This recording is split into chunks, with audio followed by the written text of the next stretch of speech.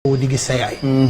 Alaaji Pape xëy gisoo sa yaay dara gënu koo métti ci àddina. li wax nga dëgg sama yaay yónnee woon na ma message xaaral ma xool ko. waaye Pape ñi ñàkk yaay ñëpp nañ ko muñ loo yàlla. te saa yu ñu xëyee nañu fexe ba compte bi fi seen yaay bàyyi. nañ ca def dara xam nga mooy lan. mooy saa yoo yeewoo jàng fukki lixlaas ak benn yéene ko ko. 11 lixlaas. nga koy yónnee sa yaay muy jot mandat. fa mu tëdd muy bëgg ci yow. bu xëyee danaan ñim tëddandool ci armeel yi tey de jot naa mandat.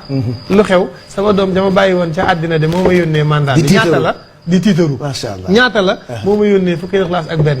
macha allah ci yiw ci doom joo xam ni sa yaay dem na nga koy fàttaliku. am na ñoo xam ne àjjuma bu jot ñu wàcceel ko kaamil am na ñoo xam ni at mi danañ ci wàcceel seen yaay kaamil juróom-ñaari yoon wala ñetti yoon. ci cofeel la bokk ak mottali kóllëre. bu fekkee da nga ni sama yaay bu ma dundandoo woon ak moom ba heure bii danaa ko teral te sa yaay dem te doo ko ñaanal bu doon dund doo ko teral. nañuy fàttaliku wuy jur yi dem. Alaaji Pape. ndax àddina soo fi dee dund sa genn wàllu dund mooy sa